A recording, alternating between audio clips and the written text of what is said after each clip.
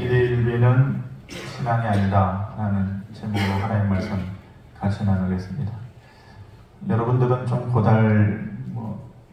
좀 고지식하다라고 생각하실지는 모르겠지만 중고등학교 다닐 때 가장 좋아했던 과목은 영어였었고, 또 그 다음으로는 한문 시간을 기다렸어요.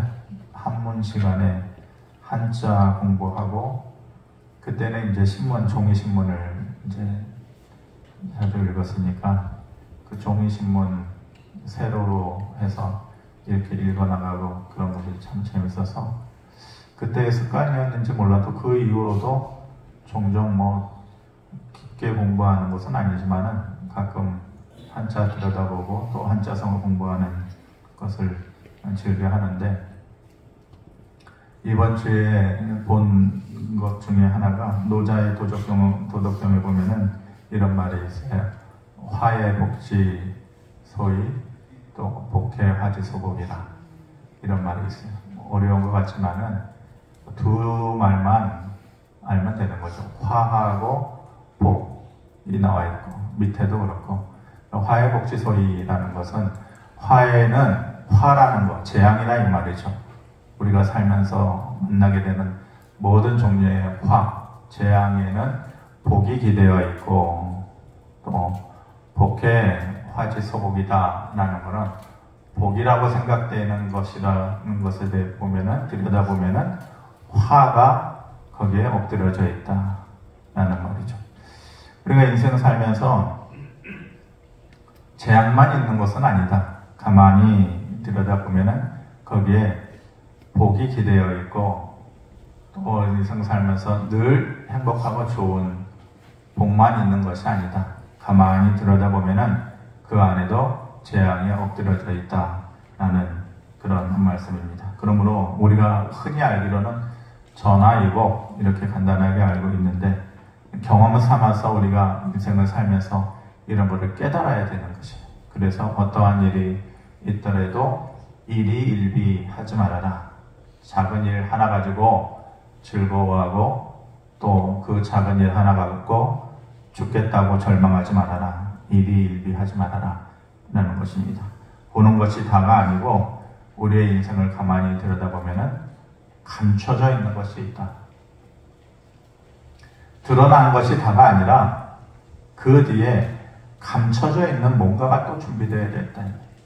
하나님께서 특별히 우리의 인생에 감춰져 있는 것, 뭐라고 얘기하시느냐? 예레미야 29장 11절에 보면은 한번 읽어보겠습니다. 시작. 여호와의 말씀이니라. 너희를 향한 나의 생각을 내가 아나니 평안이요 재앙이 아니니라. 너희에게 미래와 희망을 주는 것이다. 이렇게 말씀. 하나님께서 우리의 인생에 감춰놓은 것은, 인생의 비밀은 뭐냐? 너희에게 재앙만 있는 것이 아니라, 재앙으로 끝나는 것이 아니라 미래와 희망을 주는 것이다. 이것이 너희를 향한 나의 뜻이다. 이렇게 말씀하시고 있는 것입니다. 언젠가 얼마 전에 죽은 자도 다시 살리시는 하나님이시다. 우리가 다 알지만은 하나님은 이미 죽었다 할지라도, 나사로도 그랬죠. 또 바울의 설교를 듣다가 죽었던 유두고도 그랬죠. 나사로는 죽은 지 사흘 되었다. 이제 4일이나 되었다라는 것은 이제 생명의 불씨가 완전히 꺼졌다라는 것을 얘기하잖아요. 그런데도 다시 살려내셨어요. 유두고도 그랬고, 죽은 자도 다시 살리시는 하나님이시거늘 죽어가는 자를 살리시는 것은 더 쉽지 않느냐. 죽은 자도 살리시는 하나님이 죽을 것 같은 우리 인생 다시 분명히 살려내시는 것이다. 이것이 우리를 향한 하나님의 감춰진 뜻이다. 이런 말씀입니다. 요셉이 미움받아서 형들에게 팔려갔습니다. 애굽으로 팔려갔어요. 죽을 것 같은 마음이었겠죠. 형들의 마음을 만약 눈치챘다면은 그 심정이 죽을 것 같았을 거예요. 그 어린 나이, 17살의 나이에 죽을 것 같은 자리였는데 인생에 감춰져 있는 모습이 있다. 그것이 다가 아니에요. 그곳에서 하나님께서 다시 살리셔서 애굽의 총리로 만들어 주셨고, 못 살겠다고 자기를 찾아온 형들을 다시 살려내는 그러한 죽을 자리에서 살려내는 자리로 다시 나아가는 거잖아요. 화의 복지소이다. 화만 있는 것이 아니라 거기에는 반드시 복이 기대고 있다는 것이죠. 바울이 빌립보 감옥에 가두어지게 됐어요. 귀신 들린 아이를 살려주었는데도 오해를 받고 미움을 받아서 그 감옥에 갇혀졌을 때에 실컷 매를 맞고 감옥에 갇혀져서 이제 힘 있는 사람, 유력한 사람들에 의해서 내일이면 온갖 죄를 뒤집어 쓰고 잘못하면 죽을 수도 있는 죽을 자리로 가는 것 같았어요. 죽어가는 자리로 가는 것 같았어요. 근데 하나님께서 그날 밤에 모든 찬송과 또 기도를 들으시고 같이 묶여 있었던 모든 죄수들의 첩보를 다 풀어주시고 특별히 간수의 집안을 다시 살려내시는 죽을 줄 알았는데 죽을 것 같은 자리인 줄 알았는데 다시 생명의 자리로 하나님께서 허락해 주신 것이죠. 다 감춰져 있는 모습이 있다. 이 모습이 다가 아니다. 때로는 인생에 막힐 때가 있어요. 답답할 때가 있죠. 바울이 그런 마음을 느낄 때가 있었어요. 바울의 전도지로서의 제1 그 원픽은 어디냐? 에베소 지역. 새벽에 제가 말씀드렸지만 에베소 지역에 가서 하나님의 말씀을 전하는 것이다. 에베소라고 하면 여러분들이 쉽게 생각할 수 없겠지만은 우리나라로 치면은 우리나라 지도로 치면은 목포 정도 되는 위치에 튀르키예 지역으로 따지면은 우리나라로서는 목포 정도 되는 항구 도시죠. 그러니까 많은 배들이 오고 가고 많은 사람들이 드나들고 많은 물류가 유통이 되고 그러니까 바울의 생각에는 그곳에 가가지고 하나님의 말씀을 전하는 것이 제일이다. 그래 그 마음 가운데 에베소를 그렇게 가고 싶었단 말입니다. 그런데 자꾸만 하나님께서 막으셨다. 어찌된 영문인지는 모르겠지만은 막고 또 막고 그 성령께서 그곳에 가지 못하게 했다. 그래서 그것이 다인 줄 알았어요? 그렇게 막혀지는 인생인 줄 알았어요?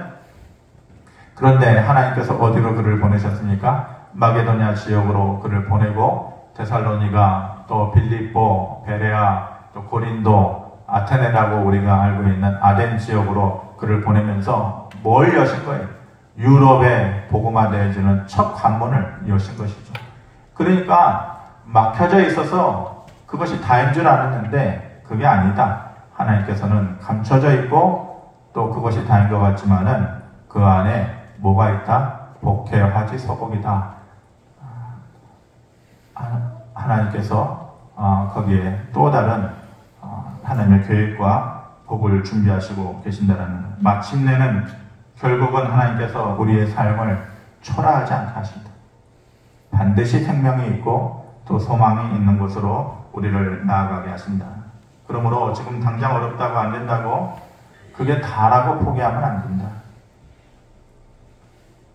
우리가 믿음을 가지고 살면서 어려운 일을 만날 때에 어떤 사람들은 그것이 다라고 생각하는 사람이 있어요.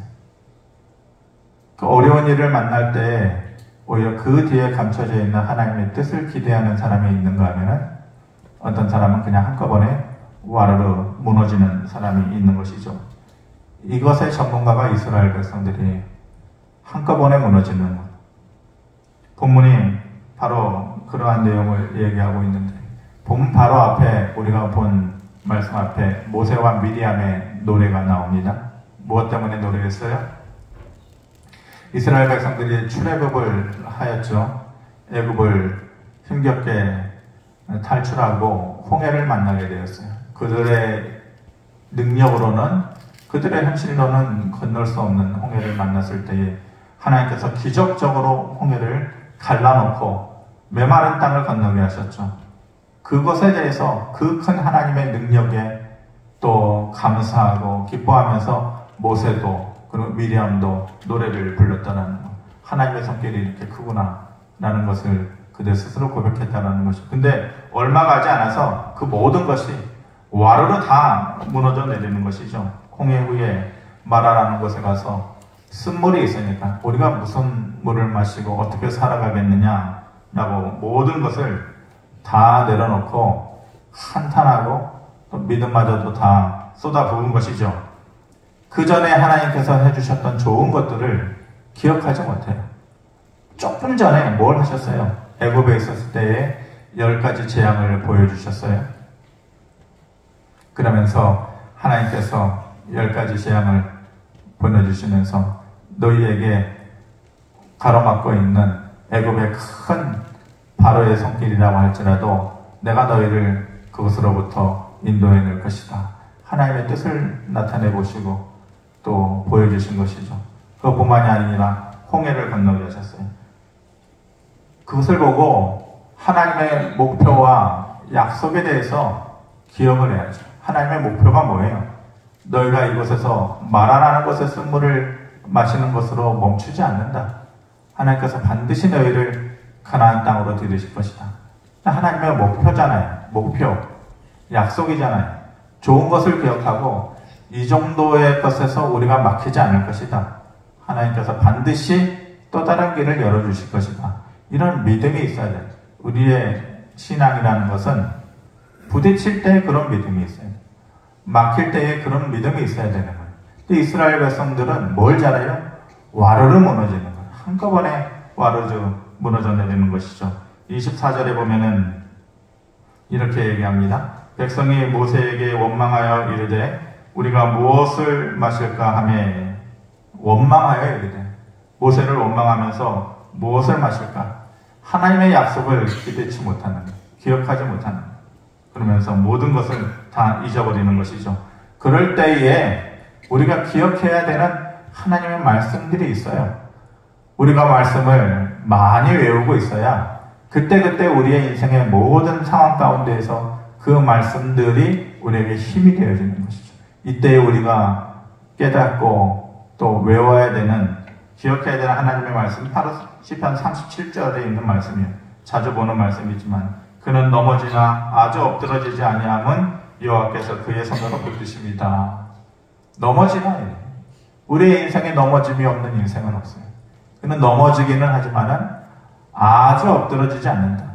아주 엎드러지지 않는다라는 것은 하나님께서 다시 한번 감춰져 있는 하나님의 손길을 우리에게 베풀어 주셔서 다시 이렇게 세워주실 때가 반드시 오게 될 것이다. 그런 믿음을 우리가 가지고 살아야 하는 것이죠. 그런데 이스라엘 백성들은 그것을 하지 못했어요. 하지만 하나님께서 곧바로 그들에게 감춰져 있는 하나님의 계획을 드러내 보이시죠. 그 부르짖음 후에 우리가 여기까지 와가지고 죽게 되었구나. 모세에 대해서 원망하게 되었을 때에 하나님께서 그 손길을 나타내 주셔요. 오늘 본문 말씀 27절의 말씀인데 우리 같이 한번 읽어보겠습니다. 시작. 그들이 엘림에 이르니 거기에 물샘 12과 종려나무 70그루가 있는지라 거기서 그들이 그 물 곁에 장막을 치니라. 물샘이 12이나 있고 종려나무도 70그루나 있었다. 이렇게 얘기해요. 우리가 사막에서 광야 같은 곳에서 물샘 하나를 만난다는 것은 기적적인 일이죠. 그런데 그 원망이 있은 후에 하나님께서 곧바로 그들에게 보여주신 것은 물샘이 12이나 되는 것이다. 그리고 그들이 그 떼약볕으로부터 그들을 보호하고 쉬게 해줄 종려나무가 70그루나 되었다. 하나님의 완벽한 구원과 쉼터를 보여주시는 것이죠. 물샘 12과 종려나무 70그루에 대해서 신학적으로 해석하는 바는 다 있어요. 12은 12지파를 얘기하는 것이고, 또 종려나무 70그루는 장로들 70명의 장로를 얘기하는 것이다. 12이라는 것이 12지파를 얘기하는 것이다. 어느 정도는 인정을 해요. 근데 이 12이라는 말과 70이라는 숫자는 성경에서는 숫자가 좀 암시적이고 그 안에 감춰져 있는 뜻이 있다고 그렇게 얘기했거든요. 12과 70이라는 것은 성경에서 특별히 완전함을 얘기하는 것이에요. 12, 우리 한 타스, 연필 한 타스 12개로 되어 있죠. 7이라는 숫자하고 70이라는 것, 혹은 10 이런 숫자는 완벽함과 완전함을 얘기하는 거예요. 그러니까 물샘이 12이 되었다. 종려나무 그루가 70그루가 되었다라고 하는 것은 단순한 숫자를 얘기하는 것이 아니라 너희에게 감춰져 있는 하나님의 뜻이 뭐냐? 완전하다. 완전한 하나님의 구원을 너희에게 베풀어 주시겠다. 이렇게 말씀하시는 거죠. 우리는 기억해야 되는 거예요. 하나님께서 우리에게 고난의 자리를 줄 때에는 반드시 또 뭐를 주느냐? 위로의 자리도 준비해 놓고 있다. 고난의 자리만 있는 것이 아니다. 반드시 감춰져 있는 위로의 자리도 있다라는 것을 우리가 분명히 알아야 되는 것이죠. 그래서 고린도전서 10장 13절에 보면 이렇게 말씀하지 않습니까? 사람이 감당할 시험 밖에는 너희가 당한 것이 없나니 오직 하나님은 미쁘사 너희가 감당하지 못할 시험 당함을 허락하지 아니하시고 시험 당할 즈음에 또한 피할 길을 내사 너희로 능히 감당하게 하시느니라. 이렇게 말씀합니다. 길지만 이것을 다 외울 수 있으면 제일 좋지만은 다 외우지 못한다면은 한 구절만 기억하시면 돼요. 한 주간의 삶을 살면서 하나님의 말씀을 붙잡고 산다는 것은 굉장히 큰 힘이 되는 것입니다. 다 외우지 못한다면 뭐만 하면 되느냐? 빨간 부분만 알면 되죠. 빨간 부분만.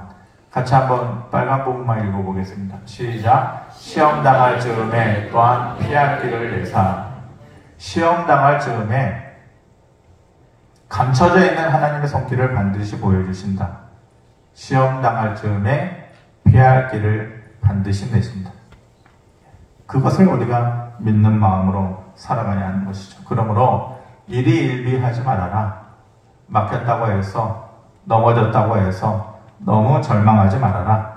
그것은 신앙이 아니다 라고 말씀하시는 것입니다. 여호수아 7장에 이스라엘 백성들이 이제 가나안 땅에 들어가서 처음 전쟁을 합니다. 처음 전쟁이 여리고성 전쟁이었죠. 그런데 그들이 할 게 없었어요. 하나님께서 모든 것을 다 준비하시고 성을 뱅글뱅글 돌기만 해도 그 난공불락의 성이 무너져 내리게 하셨었죠.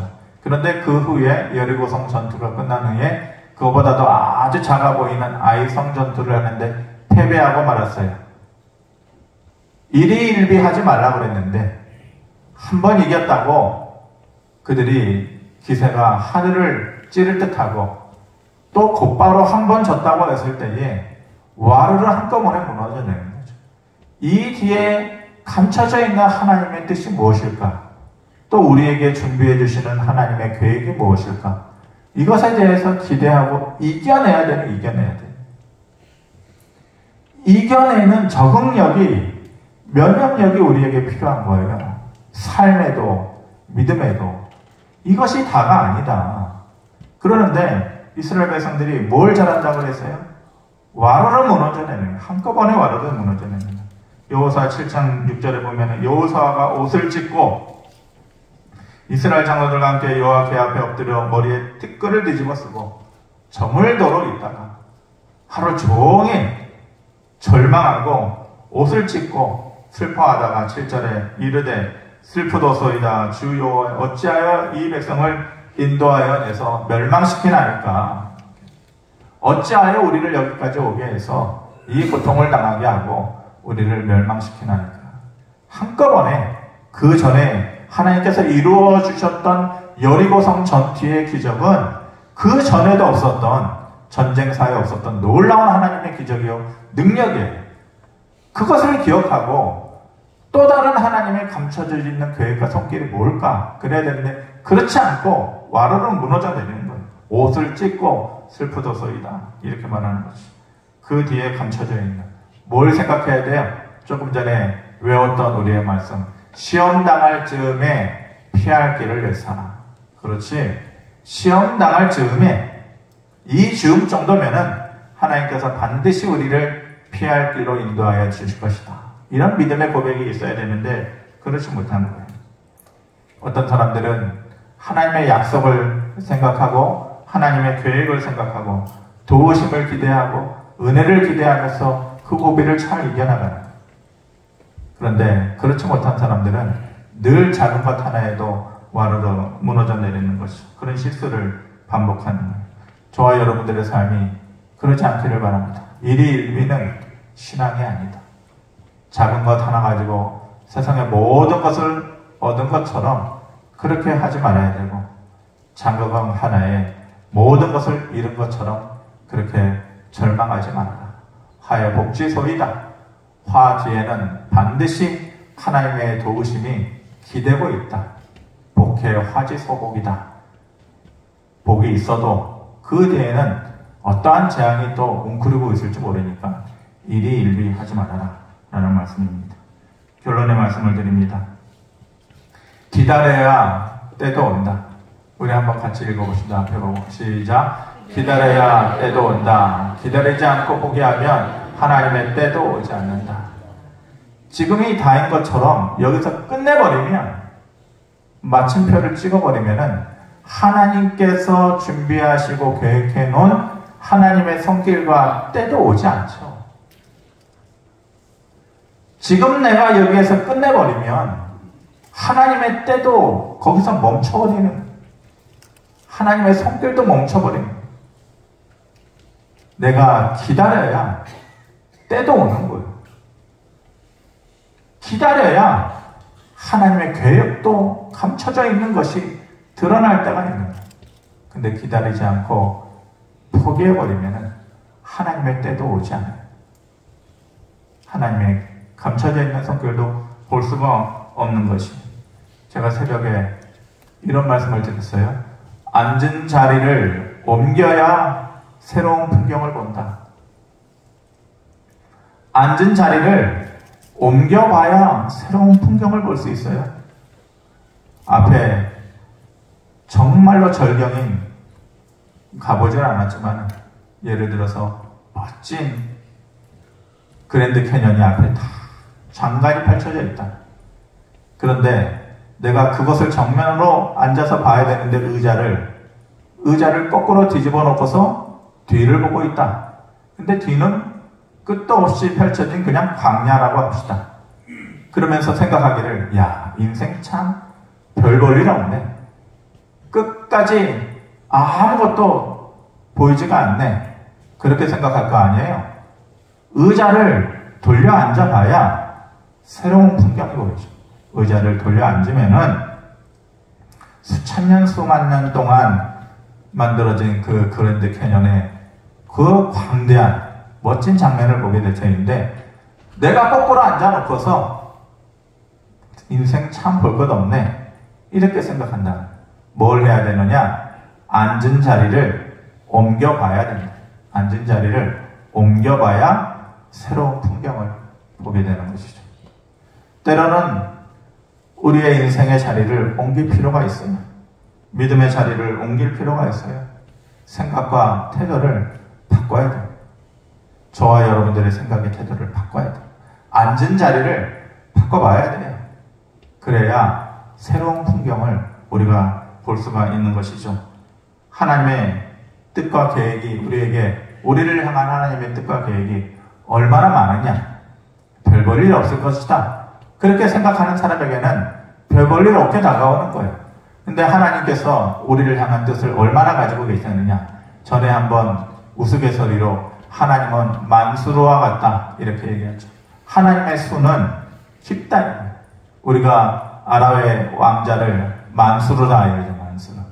예, 그렇게 부르는데 내가 농담 삼아서 하나님은 몇 수를 앞에 보느냐? 우리 보통 이 사람은 두 수 앞을 본다, 세 수 앞을 본다. 이 사람이 참 생각이 깊고 똑똑한 사람이네. 그런데 하나님은 몇 수를 앞에 보느냐? 만수를 가지고 계시는 만수. 우리의 인생은 짧은 눈으로, 짧은 경험으로 판단하지만은 우리를 향한 하나님의 생각과 계획은 만수가 넘는데, 그런 능력을 하나님께서 가지고 계시는데 내 짧은 경험으로, 짧은 지식으로 하나님을 가둬 놓고서 이게 끝이구나, 이게 다구나 이렇게 생각해서는 안 된다는 거죠. 우리가 아직 보게 될 하나님의 손길이 더 있어요. 우리 인생의 삶에 나라는 사람을 향한 하나님의 손길이 더 있다고요. 이루실 하나님의 계획이 더 있다고요. 기다려봐야 보게 되는 거죠. 기다려봐야 깨닫게 되어지는 때가 오는 것이에요. 근데 기다리지 않고 중간에 포기해버리면은 하나님의 때도 오지 않는 거예요. 하나님의 감춰져 있는 손길도 보여줄 수가 없는 것이에요. 나를 향한, 저와 여러분들을 향한 하나님의 계획이 많을 줄 압니다. 기다려봐야 보게 되는 것입니다. 내가 포기하면은 하나님도 아쉬워하는 거예요. 조금만 기다리면 내가 더 보여줄 게 있는데, 조금만 더 참으면 내가 너를 위해서 더 해줄 게 있는데, 감춰져 있는 것이 있는데, 내가 그것을 끊어버리면은 하나님의 때도 끊어지는 것이 일희일비는 신앙이 아니다. 너무 기뻐만도 말고 슬퍼만도 말고 반드시 좋은 날과 기회를 다시 주실 하나님을 우리가 기대하고 또 마음으로 믿고, 그렇게 예레미야 말씀처럼 너희를 향한 나의 생각은 재앙이 아니다. 반드시 너희에게 미래와 소망을 주는 것이다. 이 하나님의 말씀을 기억하면서 어려움의 때, 힘든 때, 시험의 때를 이기고 승리하는 저와 여러분들 되기를 바랍니다. 고마우신 아버지 하나님, 작은 일 하나에 모든 것을 얻은 것처럼 펄쩍펄쩍 뛰고, 또 작은 일 하나에도 모든 것을 다 잃어버린 것처럼 절망하고 낙심하는 것은 신앙이 아니다. 그 뒤에 감춰져 있는 또 다른 하나님의 손길, 시험당할 즈음에 반드시 피할 길을 내서 재앙으로 끝나지 않고 미래와 소망을 주시는 하나님이신 것을 우리가 믿으며 중간에 포기하지 않고 끝까지 믿음의 줄을 부여잡고 살아갈 수 있게 하시고, 그 믿음이 반드시 삶의 열매로 이어질 수 있도록 은혜를 더하여 주시옵소서. 감사드리며 예수 그리스도 이름으로 기도하옵나이다. 아멘.